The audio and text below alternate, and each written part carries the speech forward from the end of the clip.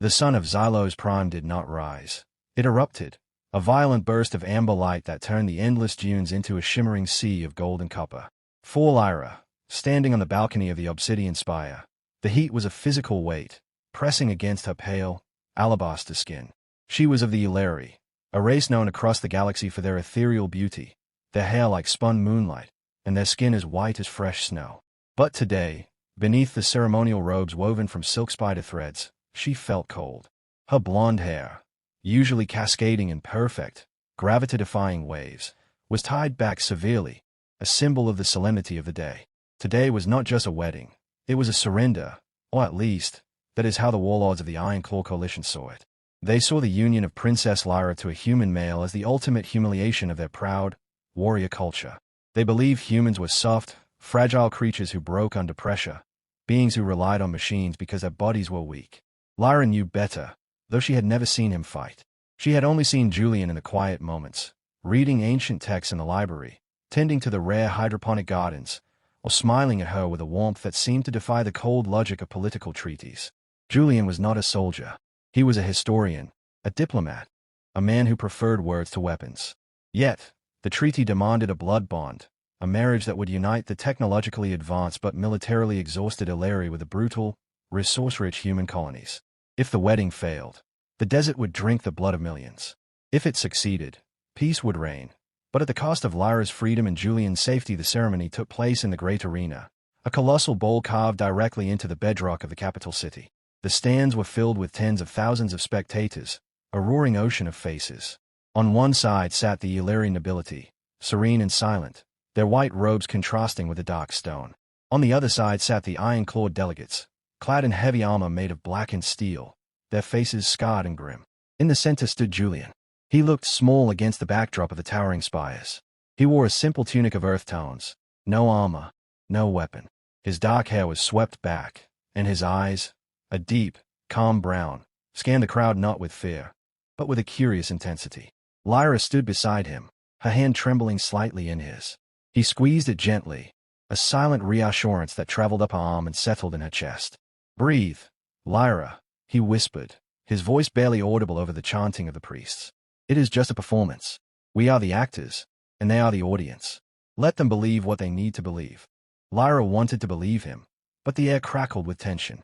The High Warlord of the Iron Claw, a massive figure named Goric, stood at the edge of the arena floor, his arms crossed over his chest.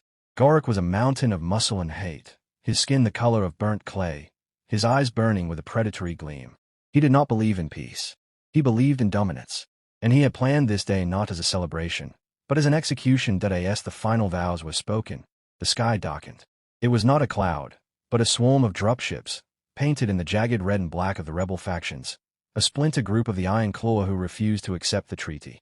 They had waited for this moment, knowing that the combined leadership of both species would be gathered in one place.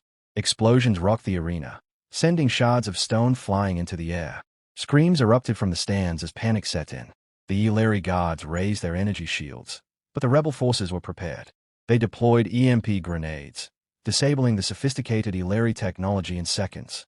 The shields flickered and died. Chaos reigned. Goric, instead of protecting the bride and groom, drew his massive plasma axe and laughed, a guttural sound that echoed off the walls. He had orchestrated this. He wanted to kill the human in front of everyone, to prove that the alliance was a joke, and to take Lyra as a prize of war. "Run, little bird," Goric roared at Lyra, ignoring Julian completely. "Your pet cannot save you." Julian did not run. He did not even flinch. He simply let go of Lyra's hand and stepped forward, placing himself between her and the advancing horde of rebels. He looked at Goric, then at the 50 armed soldiers pouring into the arena floor. He sighed, a sound of genuine disappointment, as if a student had failed a simple test. "I really hated doing this part," Julian muttered, more to himself than anyone else. Then, he moved. It was not the movement of a man. It was the movement of a predator, fluid and instantaneous. One moment he was standing still, the next, he was inside the guard of the nearest rebel soldier. Julian's hand snapped out, striking the soldier's throat with precise, devastating force. The soldier dropped without a sound. Before the body hit the ground, Julian had already pivoted, using the falling man as a shield against a barrage of laser fire. The beams scorched the rebel's armor, but Julian was already gone, sliding under the legs of another attacker, sweeping his leg out to knock the man off balance, and delivering a sharp kick to the knee that shattered the joint with a sickening crunch. Lyra watched, frozen in awe and terror. She had heard rumors about humans, whispers of their ancient history, of a time before they became diplomats and traders, when they were warriors who conquered worlds with nothing but their fists and fury. But she had dismissed them as myths. Now, watching Julian dismantle a squad of elite mercenaries with bare hands, she realized the myths were understated. He was not just fighting, he was dancing. Every movement was economical, every strike calculated to incapacitate or kill with maximum efficiency. He dodged a swing from a heavy vibroblade by leaning back so far that his spine nearly touched the sand, then snapped forward, driving his elbow into the attacker's solar plexus. The man gasped, collapsing inward. Julian didn't stop.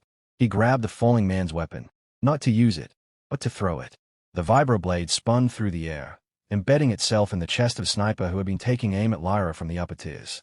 The shot went wide, sparking harmlessly against the stone. Gorik's laughter died in his throat. He stared at the human, his eyes widening in disbelief. This was not the soft scholar he had been briefed on. This was a demon. Julian turned his head, his eyes locking onto Gorik's. For the first time, there was no warmth in them. There was only ice. "You interrupted my wedding," Julian said, his voice carrying clearly across the sudden silence of the battlefield. "That was rude." Gorik roared, charging forward, his plasma axe humming with deadly energy. He was fast for a man of his size, a blur of black steel and rage. But Julian was faster. He sidestepped the axe swing, the heat of the plasma singeing the air near his face, and slapped the flat of the blade with his open palm. The force of the impact, amplified by some unseen technique, redirected the axe's momentum, causing Gorik to stumble. Julian used the opening to leap onto Gorik's back, wrapping his arms around the warlord's neck in a chokehold. Gorik thrashed, slamming his back against the arena walls, trying to crush Julian, but the human held on with the grip of a vice. With a grunt of effort, Julian twisted his hips, using Gorik's own mass against him, and flipped the massive warlord over his shoulder. Gorik crashed into the sand with a thunderous boom. The breath knocked out of him before Gorik could recover. Julian was on him. He didn't strike. He simply placed a hand on Gorik's forehead and pressed down. It looked like a gentle gesture, but Gorik screamed, his eyes rolling back in his head as pressure points in his skull were activated. The warlord went limp, unconscious before he hit the ground. Julian stood up, brushing the dust from his tunic. He looked around the arena. The remaining rebels had stopped fighting. They stared at the human with a mixture of fear and reverence. In their culture, strength was everything, and Julian had just displayed strength that bordered on the divine. He had defeated their best warriors without a scratch, without a weapon, without even breaking a sweat. He walked back to Lyra, who was still standing where he had left her, her mouth slightly open, her eyes wide. "Sorry about the mess," Julian said, offering her a small, apologetic smile. "I hope the caterers are still okay. I was looking forward to the cake." Lyra couldn't speak. Her mind was reeling. Who was this man? The gentle historian who loved poetry and gardening, or the deity of battle who had just dismantled an army? She reached out and touched his arm. His skin was warm, solid, real. "Julian," she whispered, her voice trembling. "What are you?" Julian's smile faded slightly. He looked at her, and for a moment, she saw a shadow pass behind his eyes, a glimpse of a past he had buried deep. "I'm your husband, Lyra," he said softly, "and I'm a man who keeps his promises. I promise to protect you, and I will." He turned to the crowd, raising his voice. "The treaty stands. Anyone who challenges it answers to me." The silence that followed was absolute. Then, slowly, the Illyri nobles began to clap. It was a hesitant start, but it grew, spreading through the stands until the entire arena was echoing with applause. The iron-clawed delegates, shamed and defeated, lowered their heads. The rebellion was broken, not by armies, but by one man. In the days that followed, the atmosphere in the Obsidian Spire changed. The fear that had hung over the palace like a fog lifted, replaced by a cautious respect. Julian returned to his books and his gardens, seemingly unchanged by the violence. But Lyra watched him differently now. She noticed the way he moved, always aware of his surroundings, always positioning himself with an exit strategy in mind. She noticed the scars on his body, hidden beneath his clothes, marks of battles fought long ago and far away. She began to ask questions, tentative at first, then more direct. Julian avoided them, deflecting with humor or changing the subject. But Lyra was persistent. She was a princess, after all, and she was used to getting answers. One evening, as they sat on the balcony watching the twin moons rise over the desert, she finally cornered him. Who were you before you were a historian? She asked. Julian stared at the moons, his expression unreadable. I was many things, he said finally. A soldier, a mercenary, a survivor. I came here to escape that life. Lyra, to find peace. I thought if I married you, if I joined my fate to yours, I could leave the violence behind. But some things follow you, no matter how far you run. Lyra felt a pang of sadness for him. She realized that his gentleness was not weakness, but a choice. A deliberate, difficult choice to be kind in a universe that rewarded cruelty. You don't have to hide from me, she said, taking his hand. I am not afraid of you, Julian. I am in awe of you. But I want to know the whole man, not just the part you show the world. Julian looked at her, and for the first time, he let his guard down. He told her stories of his home world, of the wars that had ravaged it, of the friends he had lost, of the guilt that haunted him. He spoke of the training that had turned him into a weapon, and the long, hard journey to reclaim his humanity. Lyra listened, her heart breaking and swelling at the same time. She saw the pain in his eyes, but also the strength. He was not a monster. He was a hero who had tired of being a hero. But peace, they would soon learn, is fragile. The defeat of the rebel faction did not end the threat. Deep in the deserts, beyond the mapped territories, lay the ruins of an ancient civilization, the progenitors, who had once ruled the galaxy. Legend said that buried beneath the sands was a weapon capable of destroying stars. The rebel leaders, those who had escaped the arena, were not dead. They were regrouping, seeking the progenitor weapon to turn the tide of the war, and they knew that Julian was the only one who could stop them. Not because he was a diplomat, but because he was the only one who knew how to find the ruins. Julian had been a progenitor archaeologist before he was a historian. He had spent years studying their texts, deciphering their maps. He had kept this secret, hoping that the knowledge would die with him. But the rebels had captured one of his old colleagues, a man named Silas, and tortured him for the location. Silas had broken. He had given them the coordinates. And now, they were coming for Julian. The attack came at night. Silent drones slipped past the palace defenses, dropping gas canisters that released a neurotoxin designed to incapacitate the Elari. Lyra fell unconscious within seconds. Julian, wearing a filtration mask he kept hidden in his bedside table, woke to the sound of boots on the marble floor. He didn't hesitate. He grabbed Lyra, throwing her over his shoulder, and burst out of the window, shattering the glass. He landed on the balcony below, rolling to absorb the impact, and sprinted towards the hangar bay. Behind him, shadows detached themselves from the walls. Elite assassins, clad in stealth suits, pursued him. Julian ran with a speed that defied belief, his feet pounding against the stone. He reached the hangar and jumped into a small scout ship, firing up the engines just as the assassins arrived. Laser fire sparked against the hull, but Julian punched the throttle, and the ship shot out into the night sky, leaving the palace behind as he flew towards the desert, towards the ruins. He knew he couldn't outrun them forever. They had faster ships, more numbers.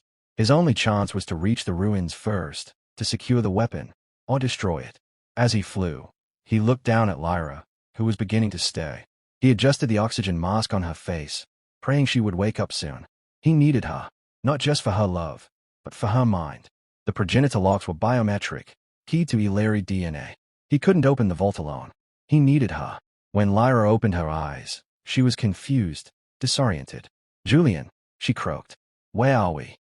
We are going to the end of the world, Julian said grimly. And we are going to stop a war before it begins. He explained the situation quickly, sparing no details. Lyra listened, her fear giving way to determination. She was a princess of the Elari. She would not be a damsel in distress. She would fight alongside her husband. They landed in the middle of a sandstorm, the visibility near zero. Julian carried Lyra into the entrance of the ruins, a massive stone door covered in intricate carvings. He placed Lyra's hand on the scanner.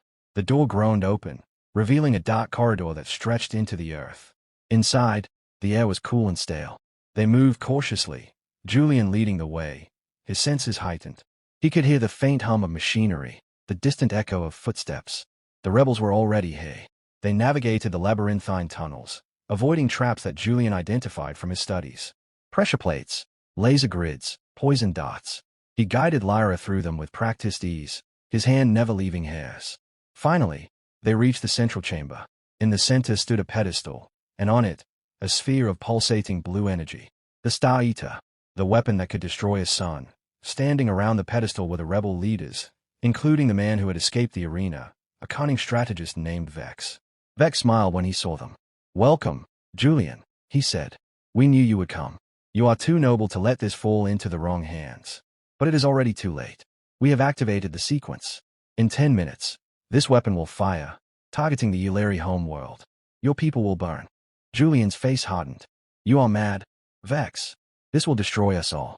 The recoil will shatter the planet." Vex shrugged. "A small price to pay for purity. For the end of the hybrid abomination you represent." He signaled his men to attack. Julian pushed Lyra behind a pillar. "Stay here," he commanded. "Do not move." Then, he stepped into the open. This time, he did not hold back. He fought with a ferocity that was terrifying to behold.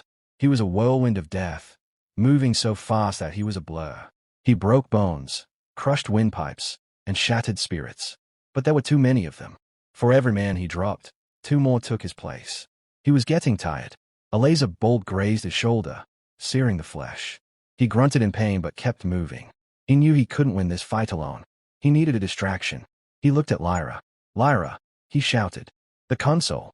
Override the safety protocols." Lyra understood. She ran to the control panel on the wall, her fingers flying over the keys. She had studied progenitor code as part of her education. She began to hack the system, trying to reverse the firing sequence. Vex saw her and ordered 2 guards to stop her. Julian intercepted them, taking a heavy blow to the ribs that cracked bone. He spat blood, but he didn't fall. He grabbed the 2 guards by their heads and smashed them together, knocking them unconscious. "Almost there." Lyra yelled. "Hold them off." Julian nodded, his vision swimming. He was surrounded. 10 rebels closed in on him.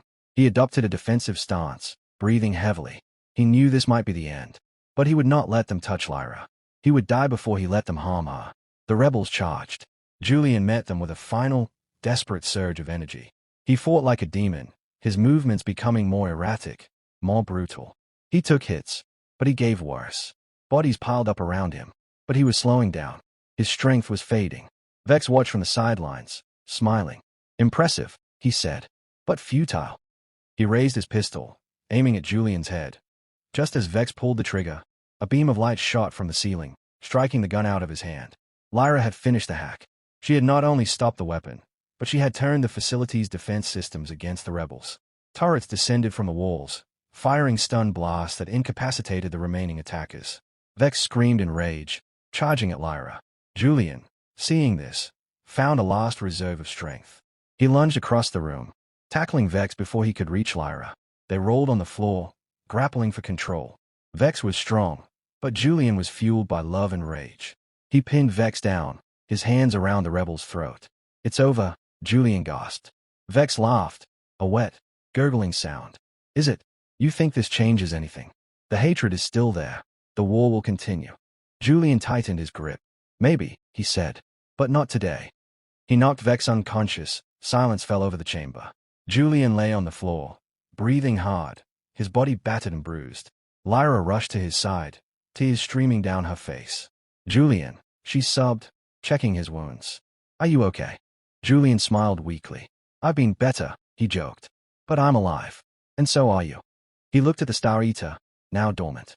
"We have to destroy it," he said. "Permanently." Lyra nodded. Together, they rigged the core to overload. They ran from the ruins just as the explosion lit up the desert sky, a mushroom cloud of blue energy rising into the stars. The shockwave knocked them off their feet. But they were safe. They lay in the sand, watching the light fade, holding each other tight. Back at the palace, the news of their victory spread quickly. The rebel faction was leaderless, their weapon destroyed. The Iron Claw, seeing the futility of further resistance, fully accepted the treaty. Peace, real peace, seemed possible. But Julian knew that the road ahead would not be easy. He had revealed his true nature to the galaxy. He was no longer just a diplomat. He was a warrior, and warriors are always needed, whether they want to be or not. Lyra stood by his side, no longer just a princess, but a partner. She had seen his darkness, and she had chosen to stay. She had seen his power, and she had chosen to trust. Together, they would face whatever came next. The desert stretched out before them, vast and unforgiving, but also beautiful. Like their love, like their future, uncertain, dangerous, but full of promise. Julian looked at Lyra, and for the first time in years, he felt a sense of peace. Not the peace of absence of war, but the peace of presence, of belonging. He had fought like a deity, but he had won as a man. And that was enough. The weeks that followed the destruction of the progenitor ruins were a blur of diplomatic frenzies, medical treatments, and quiet, stolen moments. Julian's injuries, while severe, healed with the accelerated rate typical of his genetically enhanced lineage, though the scars remained as faint, silvery lines across his ribs and shoulder. Lyra tended to him with a devotion that surprised even the most stoic of the palace healers. She cleaned his wounds, changed his bandages, and sat by his bedside for hours, reading poetry aloud until his breathing slowed into sleep. It was during these quiet intervals that the true bonding occurred. The barrier of secrecy that had once stood between them was gone, shattered along with the ancient weapon in the desert. Julian no longer felt the need to hide his strength, and Lyra no longer feared it. Instead, she saw it for what it was, a shield, forged in fire, dedicated solely to their protection. The Illyri nobility, initially wary of the human's violent display, began to view him with a newfound respect. He was not just a consort, he was a guardian. The iron-clawed delegates, humbled by the defeat of their rebel kin and the demonstration of human prowess, signed the final ratification of the peace treaty with a solemnity that suggested they finally understood the gravity of the alliance. Gorik, the warlord who had been knocked unconscious in the arena, recovered and approached Julian with a gruff apology and a gift of a ceremonial dagger, a symbol of warrior-to-warrior respect. It was a small gesture, but it meant everything. As the political storm settled, the focus shifted back to the event that had started it all, the wedding. The original ceremony had been interrupted by chaos and bloodshed, leaving the union technically incomplete in the eyes of both cultures' traditions. The high priestess of the Illyri declared that the vows must be renewed, this time without interference, to seal the bond properly. But Julian and Lyra decided that the grand arena was not the place for their true union. They wanted something intimate, something that reflected who they were, not who the galaxy expected them to be. They chose the Garden of Whispers, a secluded sanctuary located on the highest peak of the Obsidian Spire, where the air was thin and cool, and the view of the twin moons was unparalleled. It was a place of silence and starlight, far removed from the politics and the wars. The day of the second ceremony arrived, clear and bright. The sun hung low on the horizon, casting long, golden shadows across the white stone terraces. There were no armies, no diplomats, no screaming crowds. Only a handful of close friends and family attended. Lyra's sister, Elora, stood as her witness, her eyes shining with tears of joy. On Julian's side, there was only Silas, the colleague he had rescued, who had recovered from his ordeal and traveled specifically to stand by his friend. Silas looked older, wearier, but his smile was genuine. He clapped Julian on the shoulder, whispering, "You did good, kid. You actually did good." Julian smiled back, a rare, unburdened expression that reached his eyes. He wore a simple tunic of white linen, similar to the one he had worn in the arena, but this time it was clean, pressed, and free of blood. He looked peaceful. Lyra emerged from the inner chambers, and the breath caught in Julian's throat. She wore a dress woven from light refracting fibers that shimmered like water under the moonlight. Her blonde hair was loose, cascading down her back like a river of gold, adorned with small, delicate flowers native to the desert oases. She looked ethereal, a creature of starlight and sand. As she walked toward him, the wind picked up, carrying the scent of jasmine and dry earth. Julian stepped forward to meet her, taking her hands in his. His hands, which had broken bones and crushed weapons, now held hers with a tenderness that made Lyra's heart ache. They stood before the high priestess, who began the ancient chants, her voice soft and melodic, blending with the rustling leaves of the garden. Julian, he said, his voice steady and clear, take you, Lyra, to be my wife. I promise to stand beside you in peace and in war, in silence and in storm. I promise to protect you, not because you are weak, but because you are precious. I promise to share my past, my present, and my future with you, hiding nothing, fearing nothing. You are my anchor, my home, and my heart. Lyra squeezed his hands, her eyes locked on his. Lyra, she replied, her voice trembling slightly with emotion. Take you, Julian, to be my husband. I promise to honor your strength and your gentleness. I promise to walk with you through the shadows and into the light. I promise to love the man you are, not the legend you became. You are my partner, my equal, and my soul. The priestess raised her staff, and a beam of pure white light shot into the sky, signaling the completion of the bond. The guests cheered softly, a warm, intimate sound that echoed in the stillness of the peak. Julian leaned in and kissed Lyra, a kiss that was slow, deep, and filled with the weight of everything they had survived. It was a kiss of relief, of gratitude, and of profound love. When they pulled apart, they were smiling, tears streaming down their faces. For the first time in his life, Julian felt whole. The soldier, the historian, the husband, they were no longer separate entities fighting for dominance within him. They were one. The celebration that followed was modest but joyful. They shared a meal under the stars, eating fresh fruits and drinking sweet nectar wine. Silas told stories of their early days in the academy, making Lyra laugh with tales of Julian's disastrous attempts at cooking. Elora danced with the guards, her laughter ringing out like bells. Gorick, who had insisted on attending despite his discomfort with such soft ceremonies, sat in the corner, eating heartily and nodding approvingly at Julian whenever their eyes met. It was a scene of perfect harmony, a snapshot of a world that had chosen peace over violence. Later in the evening, Julian and Lyra slipped away from the party, walking hand in hand along the edge of the terrace. The desert stretched out below them, a vast ocean of darkness dotted with the lights of the city.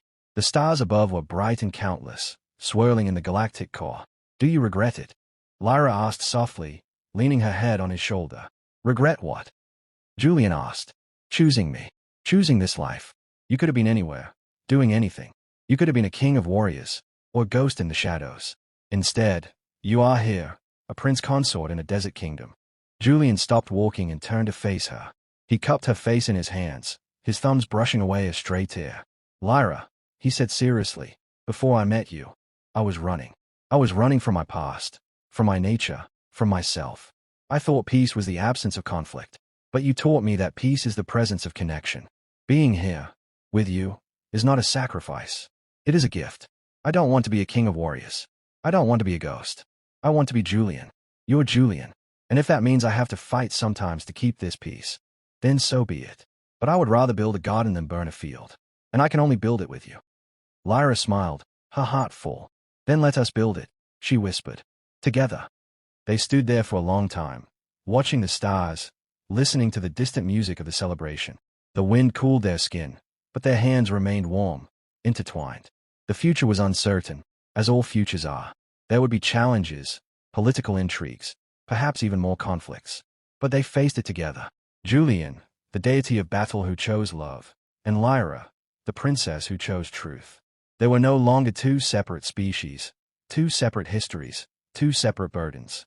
They were one unit, forged in the fires of war and tempered by the grace of peace. As the night deepened, they returned to their chambers, not as bride and groom in the traditional sense, but as partners in every meaning of the word. The next morning, the sun rose over Xylo's prime, painting the desert in hues of orange and pink. Julian woke early, as was his habit, and watched Lyra sleep. Her breathing was steady, her face relaxed. He got out of bed and walked to the window, looking out at the city waking up below. People were moving in the streets, traders opening their stalls, children playing in the squares. Life was continuing. Peace was holding. He smiled, a genuine, contented smile. He had spent his life fighting for survival, for victory, for redemption. But now, he had found something worth living for. He turned back to the bed, where Lyra was stirring. She opened her eyes and saw him standing there, silhouetted against the rising sun. "Good morning," she murmured, her voice thick with sleep. "Good morning, wife," Julian said, the word feeling natural and right on his tongue. Lyra smiled, stretching her arms. "Come here, husband." Julian crossed the room and lay down beside her, pulling her into his embrace. They lay there for a while, listening to the sounds of the new day, comfortable in the silence, secure in their love. The story of the human who married for peace and fought like a deity was now a legend, told in taverns and temples across the galaxy. But for Julian and Lyra, it was simply their beginning. And it was a good beginning, a happy beginning, a beginning filled with hope. In the years that followed, the alliance between the Illyri and the human colonies flourished. Trade routes opened, cultural exchanges thrived, and the desert bloomed with new life, thanks to joint agricultural projects led by Julian and Lyra. They had children, 2 of them, a boy and a girl, who inherited their father's dark hair and their mother's pale skin, symbols of the union of 2 worlds. Julian taught them history and gardening, and occasionally, when they were old enough, he taught them how to defend themselves, emphasizing that violence was a last resort, a tool to be used only when all else failed. Lyra taught them diplomacy, empathy, and the importance of listening. Together, they raised a generation that knew neither fear nor hatred, but understanding and cooperation. Julian never forgot his past, but it no longer haunted him. He wrote books, not just about history, but about peace, about the cost of war, and the value of connection. His words spread across the stars, inspiring others to seek dialogue over destruction. He became known not as the warrior of the arena, but as the architect of peace. And yet, whenever danger threatened, whenever the shadows lengthened, he was ready. He remained the shield, the protector, the deity of battle when necessary. But he was also the husband, the father, the friend. He was complete. One evening, many years later, Julian and Lyra sat on the same balcony where they had first stood together, watching the sunset. Their hair was streaked with gray, their faces lined with age, but their eyes were still bright. They held hands, just as they had on their wedding day. "Do you remember?" Lyra asked, gesturing to the arena in the distance, now a museum of peace. "I remember," Julian said. "I remember the fear, the anger, the blood. And what do you feel now?" Julian looked at her, his gaze soft and loving. "I feel grateful," he said. "Grateful for every moment. Grateful for you." Lyra leaned her head on his shoulder. "Me too," she said. "Me too." The sun dipped below the horizon, casting the world in twilight. The stars began to appear, one by one, lighting up the sky. The universe was vast, infinite, and often cold. But in that small corner of it, on a desert planet under a double moon, there was warmth. There was love. There was peace. And it was enough. It was more than enough. It was everything. The story ends not with a bang, but with a whisper. A whisper of wind through the palm trees. A whisper of waves in the distant ocean. A whisper of two hearts beating in sync. It is a happy ending, earned through struggle, sustained by love, and cherished by all who know it. Julian and Lyra, the human and the alien, the warrior and the princess, lived out their days in happiness, leaving behind a legacy that would endure long after they were gone. A legacy of peace. A legacy of love. A legacy of hope. And in the end, that is all that matters.